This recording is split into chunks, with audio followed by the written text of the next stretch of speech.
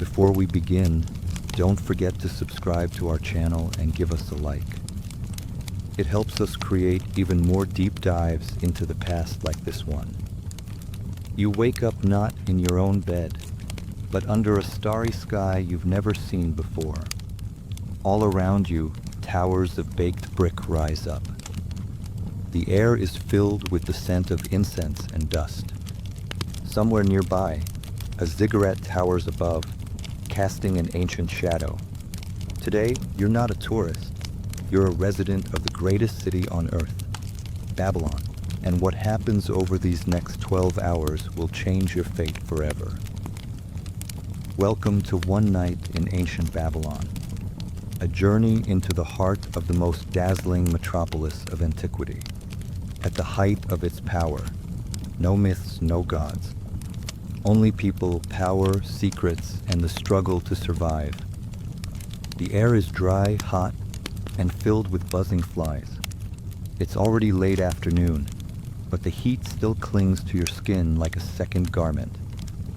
You step out of your house, a clay building tucked away in the residential quarters of Inner Babylon. The ground beneath your sandals is warm, and the street outside your door comes alive with sounds. Vendors shout out prices in Akkadian, haggling over every item, from barley to bronze tools. The smells, burnt dates, roasted kid goat, oil hit your nose immediately. You know the street by heart, but today everything feels different. Today you're going beyond the markets. Today the center of power awaits you, the royal quarter. The city hums with life. Babylon is not just a collection of huts. This is an empire in motion, a living being filled with trade, science, construction, and wars. The Euphrates River cuts through it, carrying goods from distant lands. Cedar from Lebanon, spices from India, lapis lazuli from Afghanistan. Above it all rise the hanging gardens, a mirage of stone and greenery. You have never seen them. Almost no one has. They are a luxury for the chosen few. You walk past scribes bent over their tablets. Styluses tap on clay, sealing orders, debts, and names. A priest in a tall woolen hat nods at you, but you don't respond. In Babylon, priests are the authority. One symbol on clay, and your reputation is ruined. But today you have a seal with you, and here a seal is like armor. You move east toward the processional way, the city's main artery.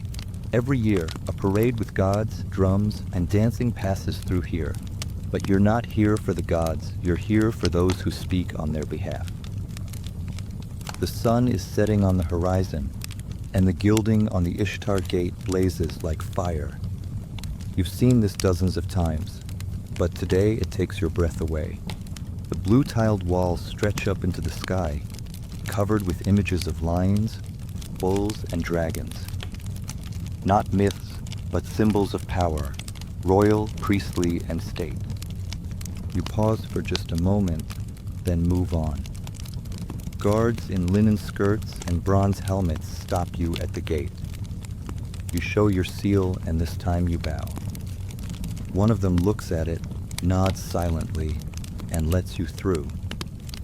Now you're somewhere ordinary people can't go. It's quiet here, no merchants, no shouting. Only neat pathways, tall walls, and the sound of water in hidden channels. Even the air smells different, of oil and incense whose names you don't know. You reach the Hall of Columns. A woman is waiting for you there. A tall veil hides her face. She doesn't say anything, just gestures with her hand. You follow her. Inside, it's dim. Scenes of victory cover the walls. A king in his chariot, prisoners in chains, cities burning. But that's not why you're here. You're here with a message. The woman takes it and disappears behind a door. You stay behind. And in Babylon, that's dangerous. Every second feels like a test. You stand motionless, like a warrior, But your mind is chaos who reads the letter, what will it change, why you eternity passes. The woman returns alone. One word, wait.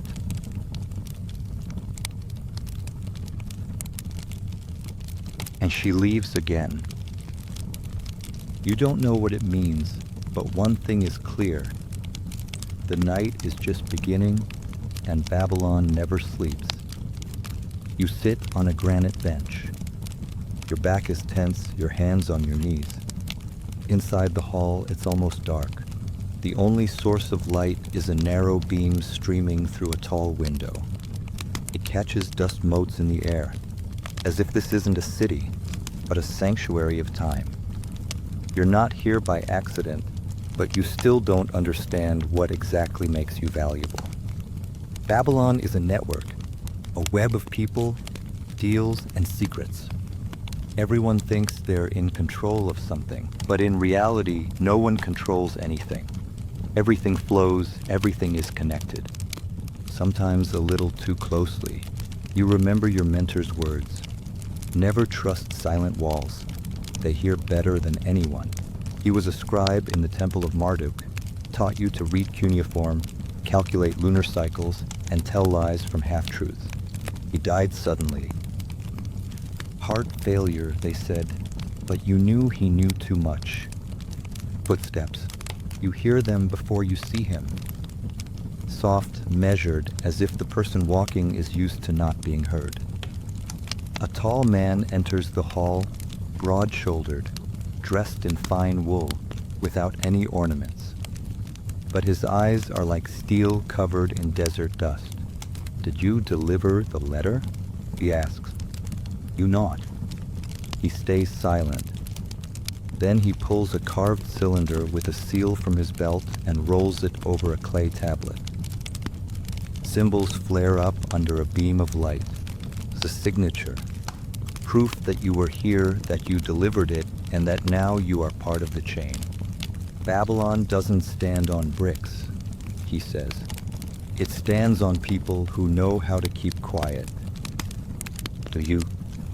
You nod again. He looks straight at you. A second passes, then another. Then he turns and leaves, as if you no longer exist. You leave the hall, boiling inside. Did you complete the task? But what was that? Who is that man? Why did he give you the seal? What kind of letter did you bring? No answers, only new questions. Night falls quickly, and the city grows cooler. Shadows disappear from the streets, and lights appear. Torches, lamps, glowing embers in the hands of the guards. Babylon doesn't sleep, it just changes its mask. You walk back by a different route, through the noble quarters, palaces and gardens, reed fences and servants' cottages. Somewhere you hear laughter, somewhere else, crying. Someone is playing the harp, and the scent of wine and roasted meat drifts from somewhere. Life here is like a feast you weren't invited to. You look back over your shoulder. Is someone following you, or is it just your imagination? You quicken your pace, checking the street names. These alleys are unfamiliar to you. You've gone too far, and now you're surrounded by windowless buildings, walls that make no sound. A donkey pulling a cart rushes past you. A man, staring at you, immediately disappears around the corner. This is no place for mistakes. You find a door marked with a red sign that says, "Shelter." It's always open for couriers. You step inside. It's dark in there, but safe. Inside, it smells of spices and coal. A middle-aged woman with a tattoo on her cheek nods to you. It's bad that you're here, but it would be worse if you had stayed outside. She pours you some water. You drink. Your throat is parched. You stay silent because in Babylon, speaking is always a risk, especially at night. Was the message delivered? She asks. You nod again. You can't say anything else. Even if you don't know the meaning, someone else does, and you don't know who that someone is. She points to the room behind the curtain. Sleep. Morning always gives more answers than night, but sometimes more trouble. You lie down on the mat and close your eyes. The noise of the street slowly fades away. Somewhere in the distance, a dog barks. Someone is singing. You drift into a light doze. But in Babylon, no one truly sleeps. Even with your eyes closed, you can feel it. The city is watching, listening, remembering. Morning in Babylon doesn't come all at once. It seeps in. First, a faint shimmer above the rooftops. Then the first sounds.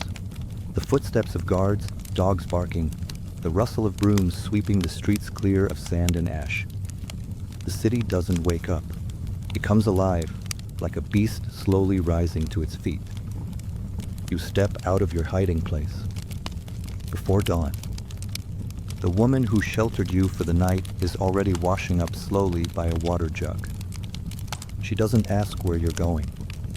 In Babylon, only those who feel immortal ask questions. The rest simply watch. Your path leads south, toward the market district. But not for shopping. You're looking for a person. His name is Bel-Atu. He's a gatherer of information. Not a spy, not a scribe, not a soldier. Just someone who knows who talks to whom, who sleeps with whom, who owes whom, and who will soon disappear. Everything in Babylon runs on rumors. But rumors, when they reach the right ears, become weapons. The morning market is buzzing. The smell of bread, fresh out of the ovens. The loud vendors are shouting again, as if the night never happened. Carts rattle their wheels over the stones. Slaves haul baskets of copper and pottery. Everything is as usual. But now you see it differently. You were in the hall. You saw what power looks like. Bel-Atu sits by the wall, as if he's in no hurry to go anywhere. In his hands is a shard of pottery, on which he scratches out symbols. His face seems indifferent, but his eyes scan everything and everyone. You approach, make a gesture, no words, no name. He nods, and you sit down next to him. "Did you bring the letter?" he asks, without taking his eyes off the shard. "Yes," you reply, "but I don't know what's in it." "That's good," he says. "Knowing too much is the road to a short life, but now you are needed." You look at him. He continues quietly, "Last night, a tablet disappeared from one of the temples. Not just any tablet, a financial one. It concerned the debts of the nobility. One of the names belongs to someone who sits on the Council of Nine. If it surfaces, not only will his name fall, but the entire system built on debts, bribes, and signatures will collapse." You stay silent. This is politics, dirty, sticky, unpredictable. But at the same time, it's also an opportunity. "Do you think this is connected to the letter?" you ask. Bel-Atu smiles. In Babylon, everything is connected. Every sign, every breath. Even this conversation is already woven into the fabric of the city. He puts away the shard, wipes his hands on his shirt, and stands up. "Come on, I'll show you where the game begins, but don't expect to understand its rules. They change every night."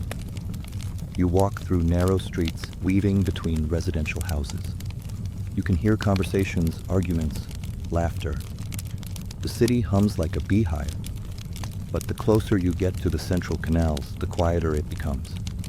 These are the quarters of the nobility. The fences are higher, the doors thicker, the servants more silent. You approach a building decorated with tiles depicting bulls. This is a private office. There work scribes, archivists, advisors, people who don't carry swords, but decide the fate of cities. "Inside is the one who received your letter," says Bel-Atu, "and she can destroy you if she wants to." You look at him. "Then why am I here?" He shrugs. "Because you're already in too deep. There's no turning back. Not in Babylon, not in life." You enter the building. The air inside is cool. The walls are lined with smooth stone. In the corner, a miniature fountain murmurs. luxury available only to the chosen few. A young scribe leads you through the hall. You feel each step echoing. In one of the rooms, there she is, a middle-aged woman. Her back is straight, her features sharp. Her hair is pulled back into a tight bun. She wears a simple dress, but the fabric is expensive. She doesn't stand up when you enter. She just looks at you. "You delivered the letter," she says. It's not a question. It's a statement. "Yes," you reply, "and you survived. Amazing." You're not sure if it's a joke, but you don't laugh. She gestures with her hand. The scribe leaves, closing the door behind him. "There was a name inside," she continues. "A name that should never exist in written form. Whoever wrote it is either an idiot or desperate." You don't say anything. She comes closer. There's coldness in her eyes. Now you're part of the chain. It doesn't matter whether you wanted it or not. And since you're already here, you'll be useful. How? You ask. You will become eyes and ears. We can't trust the guards. We can't trust the servants. But for now, you have nothing to lose, which means you'll listen, watch, and report. You feel the world closing in. You came as a messenger, but you're leaving as what? A spy? An agent? A toy? She hands you a small clay tablet wrapped in cloth. "Take this to the house across the canal. Ask for Tammuz. He'll know what to do." You take the bundle. It's light, but its weight presses on you more than any stone. You nod and leave. But there's only one question in your mind. How many people have died carrying messages like this? You're back on the streets, but now you see them differently. Every passerby is a potential watcher. Every glance is a possible threat. In your hands is a clay tablet wrapped in cloth. It's small, but maybe more valuable than gold. You don't know what's written on it, and you don't want to know. In Babylon, it's better to be a carrier than an interpreter. You walk across the bridge over the Euphrates. It's wide, massive, paved with stone, with lions made of fired clay on the sides. Below, boats carry goods: grain, wine, cloth. The city goes on as if nothing is happening. But you know, secrets are hidden in all this movement. The district on the other bank is poorer, noisier. There are fewer soldiers here, but more eyes. Children run around barefoot. Women sell greens. Men sit on stones discussing the news. And if rumors start anywhere in the city, it's here. You walk past a tavern. The air smells of onions, sour wine, and sweat. Inside, some people are arguing, others are playing the flute. You don't stop. Your destination is the house with the yellow door frame. You were told not to knock, just to go in. You push the door. It creaks. Inside, it's dim. The room is empty. There's only one person in the corner, a tall man with graying temples, wearing a loose tunic. He looks at you intently, as if he already knows who you are. "Did you bring it?" His voice is quiet, but confident. You silently hand over the bundle. He takes it, unwraps it, and looks at the plaque. Not a muscle moves on his face. "It's too late," he says. The voice, Anna, searched for their own, decided to find sleep that had the stick. You don't understand what's too late.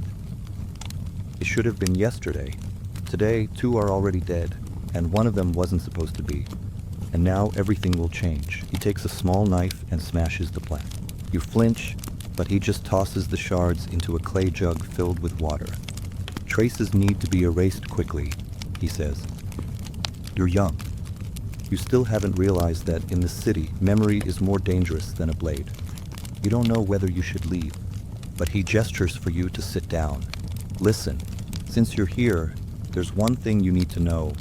Babylon isn't a city. It's an illusion. You see temples, palaces, noise, wealth, but all of that is just a cover. Beneath it is the core where those who rule live. They don't speak loudly. They don't show themselves in the streets. But they're the ones who decide who gets to live and who disappears. He picks up a piece of clay and kneads it in his hands. You think you delivered a message? In reality, you delivered a fate. Maybe your own. You want to stand up, but he holds you in place with his gaze. Listen to me. You can keep playing the role of a courier, and then one day you'll disappear, and no one will remember your name. Or you can watch, listen, become someone people fear, even without knowing your face. You hesitate. Why me?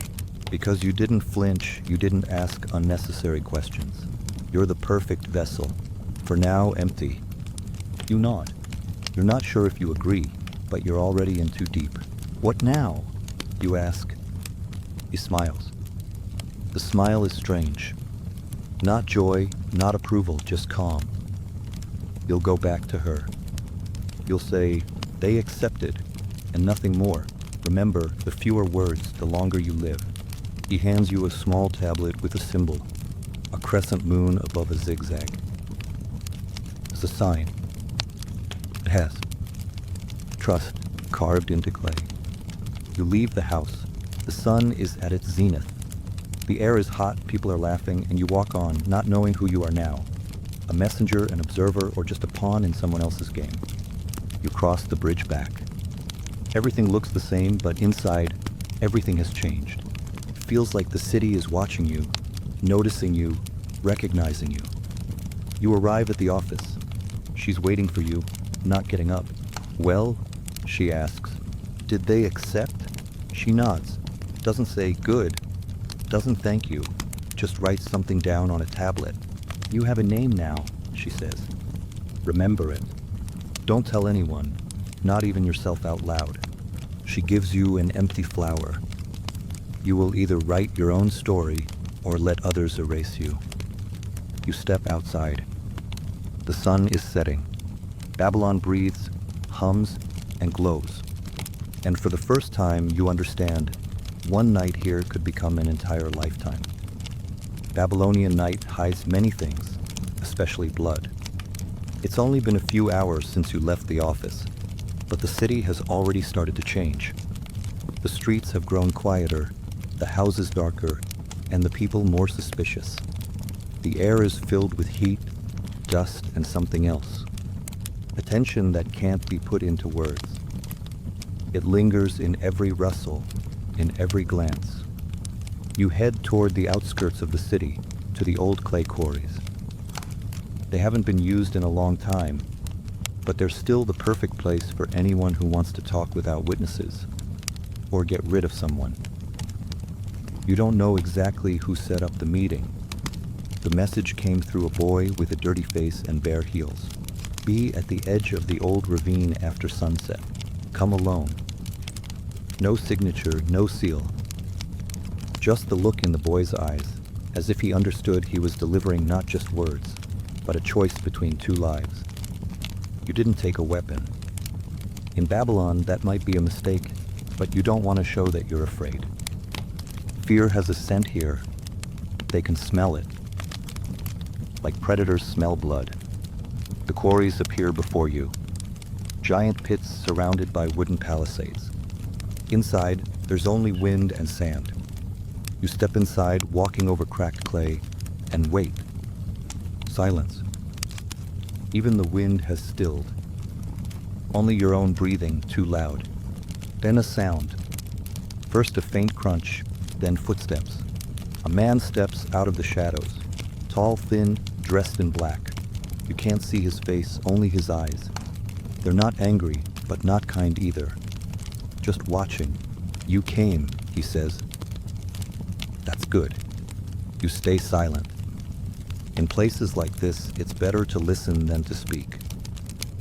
The city is noisy, the city talks, and you walk around bringing signs, talking to people you'd be better off not seeing twice. Interesting. Who are you? You finally ask. Me? I'm nobody. But you're already somebody. He takes a step closer. You've ended up in the center without even realizing it. You handed over the key, and now you yourself have become the door. Someone will either pass through you or you'll close up and break. He tosses a small pouch onto the ground. You hear the clink of metal. Silver. A lot of it. Silence. You don't move. Or do you want something else? He continues. Power, knowledge, protection. You stay silent. Then maybe blood? He pulls a small dagger from his belt and plunges it into the ground in front of you. It's not a threat, it's an offer. You'll either be the one who strikes first, or the one they find in the morning. Nameless, right? Without put it in the eye. Nameless, no record in the archives. Silence. You have 3 days, he says. 3 days to pick a side or pick yourself. If you choose no one, someone will choose for you. He disappears as quietly as he appeared. You are left alone. In front of you, a dagger in the ground and a pouch of silver. You take neither. You just stand there. They say the Babylonian quarries absorb blood and memory, and that if you stand here long enough, you can hear the screams of those who once chose wrong. You return to the city at night. The streets are almost empty now. Only a few lone passers-by, shuttered shops, and wine bearers carrying jugs to the homes of the nobility. You walk slowly, thinking, doubting. And suddenly, a scream. You turn around and see a man in the shadows snatch a bag from an old man. The old man falls, the thief disappears. Everyone around is silent, just watching. No one intervenes. Babylon loves to watch, but not to act. You approach the old man. He's alive. His face is covered in blood. His eyes are clouded. Not for the bag, he whispers. For a word. For a single word. You try to ask, what? But he loses consciousness. You call the guards. They come reluctantly. They look on indifferently. They carry the old man away. They don't ask what he said. They don't care. You are left alone again. But now you feel that you've become part of something. Not a letter, not a message, not a chain, but the city itself. Babylon has taken you in and has no intention of letting you go. The night feels endless. You sit in the shadow of the temple, next to a statue that is deafeningly silent, not of a deity, but of a king. His face is carved from black basalt. His gaze is fixed on emptiness, as if even the stone is tired of this whole theater. You wonder how many people have stood before this face, how many have been silent, just like you, when their fate was being decided. Or maybe we're all just retracing someone else's steps until we disappear into the sand. You know one thing, from this moment on, there's no turning back, and you have to understand the rules. Unwritten, unspoken, but real. And the first of them is this: here, the winner isn't the one who knows the most, but the one who realizes first that you can't trust anyone. You return to Balut. He's waiting for you in the shadow of the old tower's ruins, as if he knew you would come. In his hands is a clay tablet covered in symbols. Did you see him? He asks, without specifying who. I saw it, he nods. And he gave me a choice. Mistake, Balut smirks. In Babylon, they don't give you a choice. They create it or the illusion of choice. You were shown two paths, but both lead to the same house with a locked door. You sit down next to him. Then what's the point of all this? To see how you'll move, how you'll react. To place a bet. He shows you the tablet. There's a list of names on it, some of them crossed out. These aren't enemies, he says. These are people who became uninteresting. And in Babylon, that's worse than death. He pauses, then looks straight at you. But for now, you're still interesting. You feel everything tighten up inside. You're on stage even if you never wanted to be. And the audience isn't always human. You have 3 days, he reminds you. What will you choose? To watch. Grugiru Raumeza, you say. To learn. To observe. Smart, he nods. Just don't forget, even observers sometimes fall off the wall. He stands up. You'll have a new task. small, but important. He hands you a small clay disc with a spiral carved into it. Take this to the house where they keep the water. Don't ask, don't look.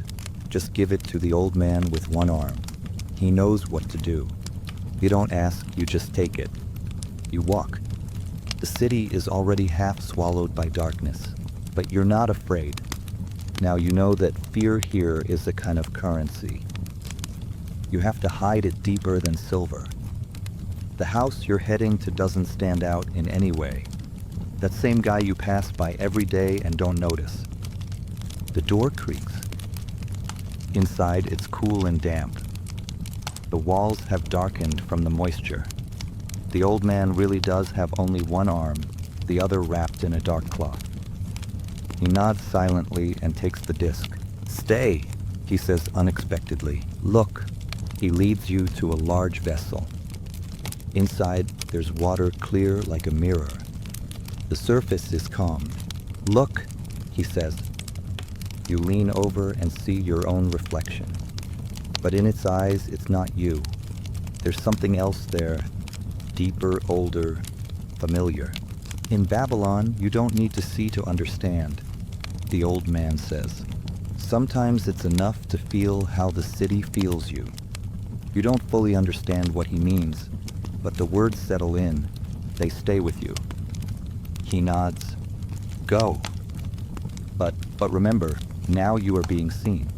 You walk away. The streets are empty again. Somewhere a dog is barking, somewhere someone is singing.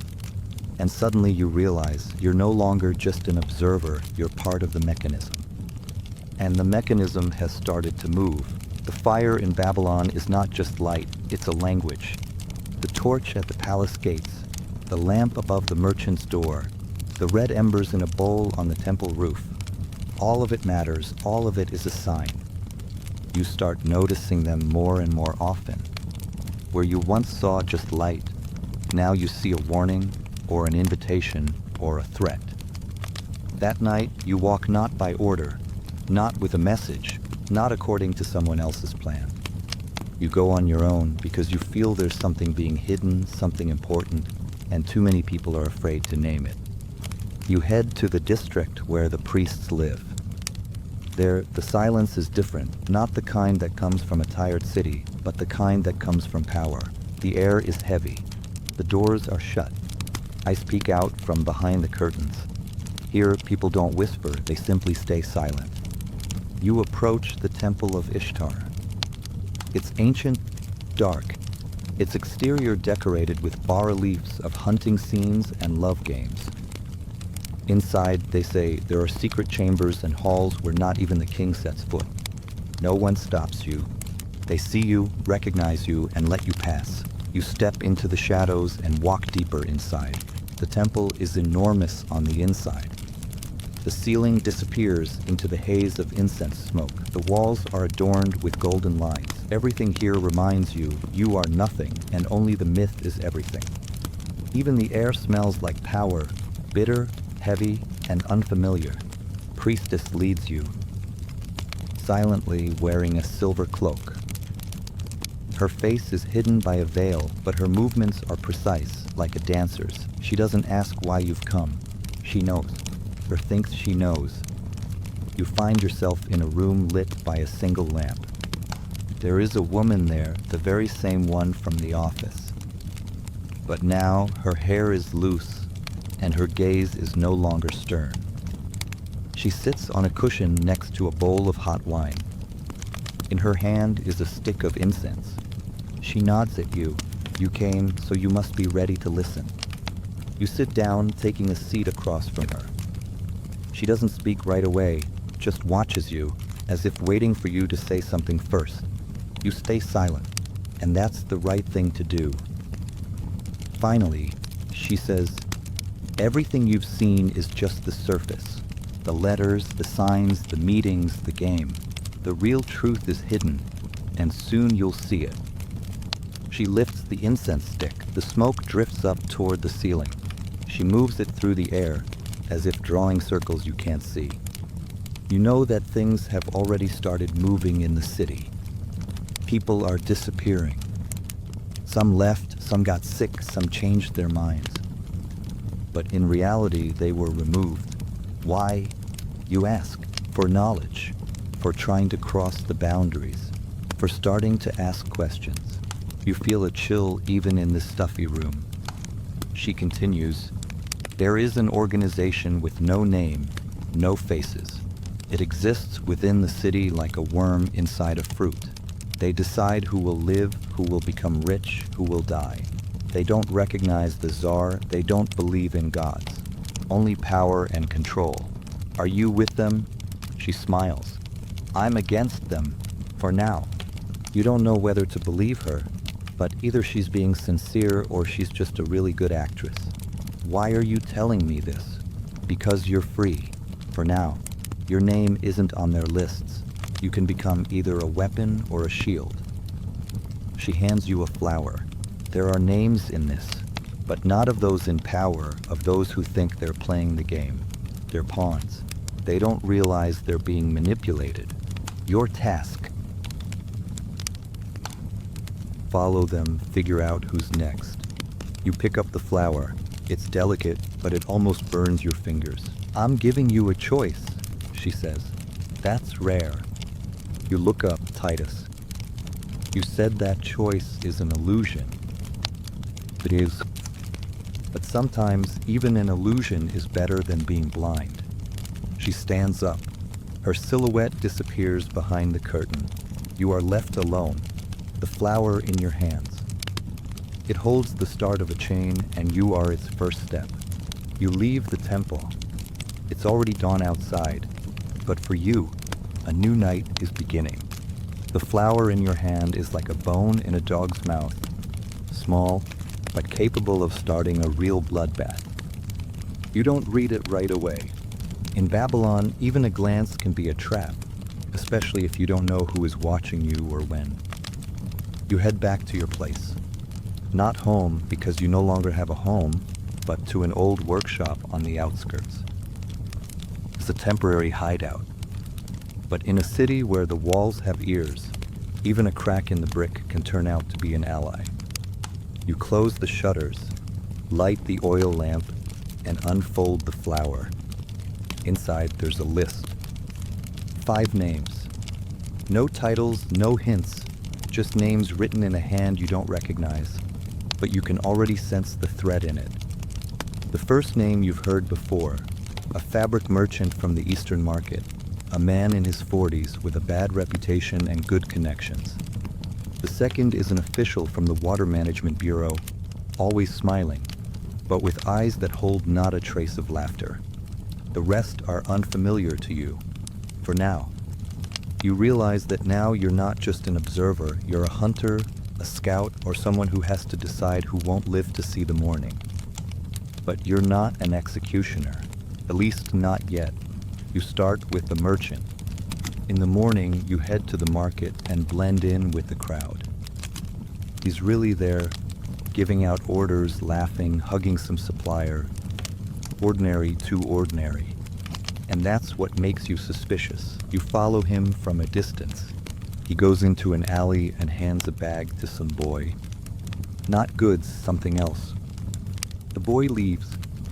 The merchant glances around, notices you, but doesn't let it show and disappears behind the warehouse door. You don't pursue, you gather information. Next is the official. His office is in a building next to the canal. A line of petitioners goes to see him. You wait outside. You listen. You notice how he accepts the tablets but doesn't read them, just moves them to another basket. Then a servant with a red armband takes them away. You follow the servant. He leads you through 2 blocks to a building that looks like a workshop. But there are no machines there, only storage. You don't go in, but you catch someone's eye. An old woman on the neighboring porch is looking right at you. "They store lies there," she says. "Be careful, son." You nod and walk away. The third name is a girl, young, who works in the library at the temple. You can't understand how she could be on this list. But you go, you watch. She is modest, quietly straightening the tablets, teaching the boys to write. But you notice that those who can't read keep coming to her, and yet they all leave with tablets. You wait until she is alone. You approach, and she isn't afraid. "I saw you," she says, "on the processional road. You were carrying a tablet. Your eyes looked foreign. Only those who no longer belong to themselves have eyes like that." You don't say anything. "Why are you here? Your name isn't on the list. Are you an executioner?" "No," she smiles sadly. "Then you still have a chance to remain human." You leave not with relief, but with a heavy heart. In the evening, you return to the workshop. You sit down and close your eyes. You realize all these names are not criminals, not conspirators. They are small links, but alive, intelligent, independent. And that is what makes them a threat. You understand, you were given the list not to protect these people, but to eliminate them. Now you have a choice. Either you turn them in or you protect them. But both paths lead to blood. You step out onto the street. The city is sinking into evening. The lights once again become signs. You see them differently now. You read them like a text, and you understand. You have become part of a language that isn't written on signs. You know where you'll find the next one. But for the first time, you don't want to go because you know behind every name, there isn't just a person, there's an entire system. And if you start pulling them out, the system will begin to collapse. And it won't forgive. The king's name in Babylon is spoken rarely, not out of fear, but out of habit. He isn't discussed, he isn't criticized, he isn't mentioned unless necessary, because he isn't a person. He's a symbol, a mask, a myth that everyone has long since accepted, even if no one has seen him for years. But now you know that it's not like that at all. That behind the facade of ziggurats, colonnades, and seals, there's a real person hiding, a mortal surrounded by fear and traps. And you also know that above him, there are others, those whose names are never carved in stone. You've been tasked with delivering the flower directly into the hands of the one they call the voice of the king. His name is Nebunedin. You've heard his voice, seen him from afar. There are legends about his intelligence, his cruelty, and his infallibility. They say he can read other people's thoughts. They say he remembers every tax, every word, every betrayal. You're heading to the council palace, a black colossus towering over the city. It's not a temple or a residence, it's the city's brain. That's where they think, make decisions, erase names from the tablets.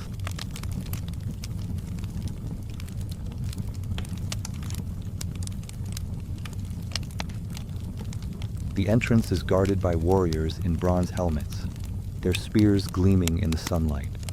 But you show the seal, the very one you were given at the beginning.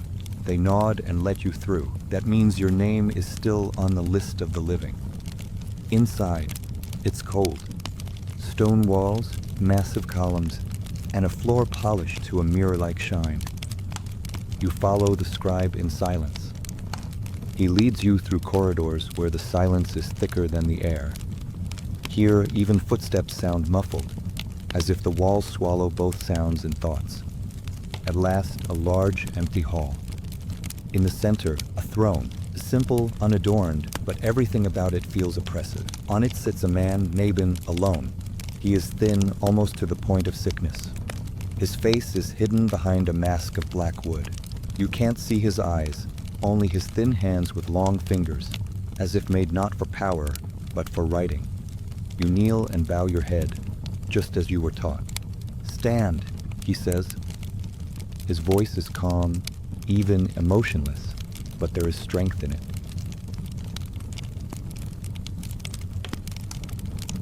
"You." Dollar.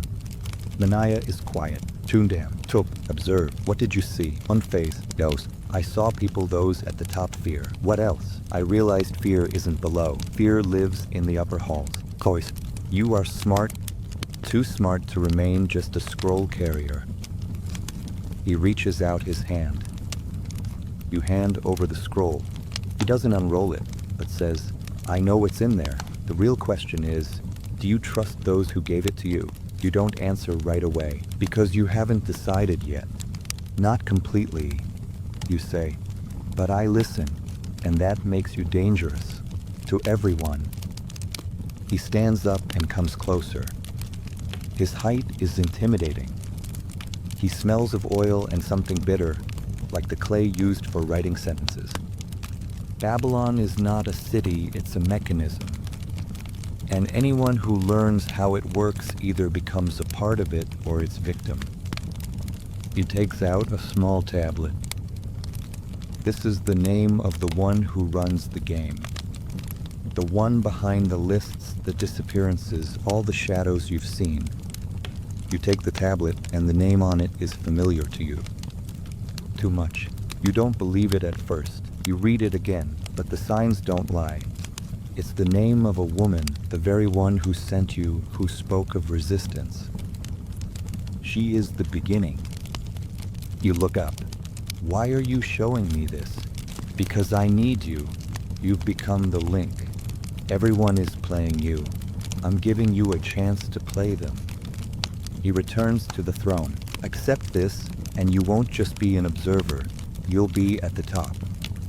You leave without saying yes or no. As you leave the palace, you squeeze the tablet in your hand. You don't know who you are now, but you know for sure. Not a single path is pure anymore. You walk through the city as if it's foreign land. Everything is familiar, but everything has changed. The faces are the same, the streets are the same, but your gaze is different now. Because now you know the name, you know who's pulling the strings. And this knowledge isn't power, it's a burden. You walk into the alley where you once first saw the man in black. Now you understand he was just part of the theater. Everyone was, even you. The name on the tablet keeps burning in your mind. She's the one who guided you. The one who spoke about resistance, about freedom. But now you see maybe it was all a lie or a trap or just part of a plan where you were a pawn from the very beginning. You don't go to her right away. You wander the city as if searching for proof, for confirmation, for answers. You watch her contacts. The scribe she spoke with, the maid who brings her oil and tablets. And suddenly you start to notice, she really does control everything. Subtly, skillfully. Someone disappeared, and in their place a new person. Moyo.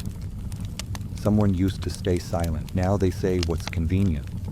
And those who oppose her either leave or fall ill. You remember her words. Sometimes even the illusion of choice is better than being blind. Now you know, she didn't give you freedom, but a reason to submit willingly. You return to the office. She's waiting for you. She's still calmly sitting at the table, writing something on a tablet. As if nothing happened, as if you don't know. You're back, she says. You nod silently. Did you understand everything? Yes, she puts down the stylus and looks you straight in the eyes, for a long time without looking away. Then you have to make a choice. Were you playing me? No, she replies. I was teaching you, but the lesson is over. Now you're on your own. And who are you? She smiles. A smile without joy. The one who figured out how the city works and learned to use it before it destroyed her. Are you behind the disappearances? No, I stand for order, for making sure chaos doesn't consume everything. Removing the weak means saving the rest. You feel something tighten inside you. And what if the weak one is you? She stands up and comes closer, very close. Then someday someone will remove me, and I'll accept it. Because in this game, there are no immortals. You take out the plaque and show it to her. She looks at it, not surprised. He gave you this? You nod. That means he's already made his choice and placed his bet. He offered me to be on his side. But I'm on my own side. Silence. Between you, there are two paths, and both lead into the shadows. Why did you trust me? You ask. Because you were pure. And now? No. Now you're real. You leave. Outside, there's noise, heat, life. But you're no longer part of that noise. You're caught between two worlds, and both of them want you. You stand at a crossroads where torches are burning. One leads to the palace, another to the temple, and the third leads nowhere. Into nowhere, into the sand, into oblivion. And you realize each of them is a path. And each one is a choice. But what scares you most is that maybe you've already made it, you just haven't realized it yet. Dawn is coming soon, but the city isn't sleeping. The torches on the towers are already going out one by one, giving way to the cold gray light. Flocks of birds burst into the sky above the temples, as if trying to escape from something approaching, or from something that has already happened. You walk along a narrow road by the palace wall. Where soldiers stood just yesterday, it's empty. Where commands rang out, there's silence. Babylon seems to be holding its breath. And you realize this isn't just night. It's the moment before everything collapses. You've received two offers, two paths, and both from people you couldn't really call allies. One, a masked man at the king's side. The other, a woman who hid behind words of freedom. And you ended up caught between them. No map, no plan. But right here, in this silence, you feel that you found something, that you found your own voice. You walk past the vault where they hide the plaques with names. There was a time when you thought a name, that was everything. Now you know, a name means nothing if it can be erased. You keep going. On the edge of the city, there are stone ruins where a tower once stood. Collapsed years ago after a fire. But now someone is there again. You approach. There's the old man you've seen before. The one with only one arm. He nods, as if he's been waiting for you. You've come, he says. So not all is lost. I don't know what to do, you answer honestly. But you do know what not to do. And that's enough. You both sit down on a broken slab. Before you lies the city. Great, dusty, alive. Within it boils something that can neither be described nor measured. It's not just streets, it's not just buildings. It's a network, an organism, a pulse. Everyone wants to use you, the old man says, but no one has asked what you want. Does that even matter? If it didn't, you wouldn't be here. You take out both tablets, the one the king gave you and the one she gave you. Both are lies, both are truth, but incomplete. He takes them, looks at them. This isn't a choice between good and evil. It's a choice between how exactly you want to lose and what will remain after you. You look at the city, at the smoke rising from the chimneys, at the people opening their shutters, at the children running barefoot through the dust. And what if I want only myself to remain? The old man smiles. Then you have to do what no one expected. What? Write your own name on your own tablet. Not with their hand, not in their style. He hands you the clay, the stylus. The silence thickens. You don't know what to write, but you begin. A line, a symbol, a word. You don't choose a side, you create your own. A few hours later, you stand before the gates. The tablet is in your hands. Only a name. No message, no command, no code. You go to those who were waiting for the report. To her, to him, to both. You hand over your name tablet. Copy to each of them. They read it, look at you, and for the first time say nothing. Because you are no longer their messenger. You are the message. You leave the gates without an escort, without guards, without a seal. The sun rises slowly, painting the walls of Babylon in a golden bloody hue. The city comes to life as if nothing happened, as if that night never existed. as if you are no one.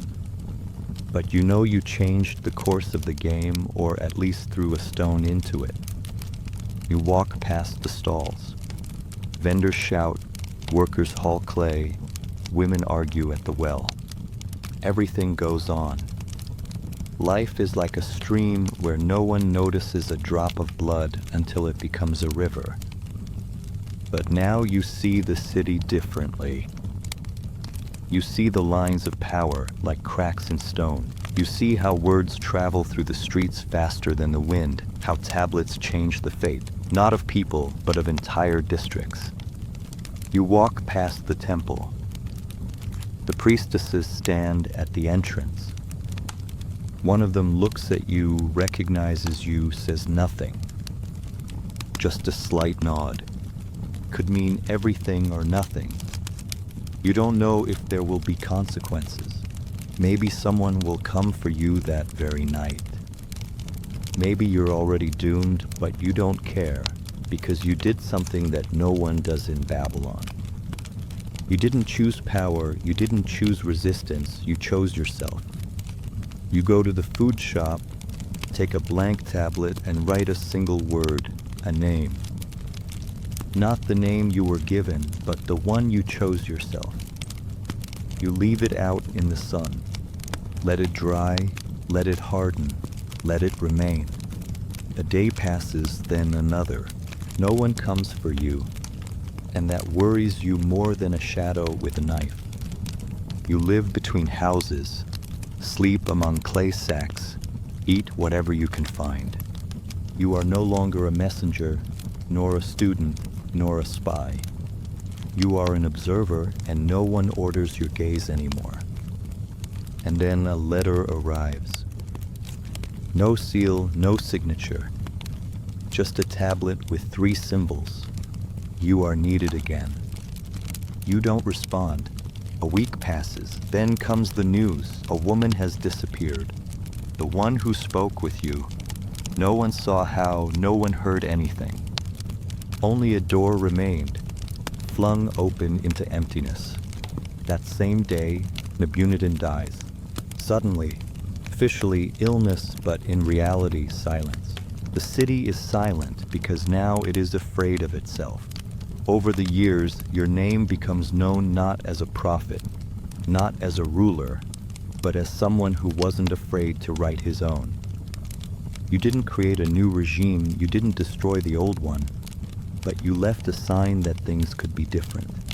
Somewhere in a distant neighborhood, a boy scratched out a tablet, a word, a name his own. You smile because you know he understood. You spent just one night in ancient Babylon, but your mark remained forever. If you enjoyed this journey through time, don't forget to subscribe to our channel and give us a like. There are still many more fascinating and captivating stories waiting just ahead, each one ready to come alive and reveal its magic and mystery when the darkness falls and the night begins. Thank you for being with us. See you next time.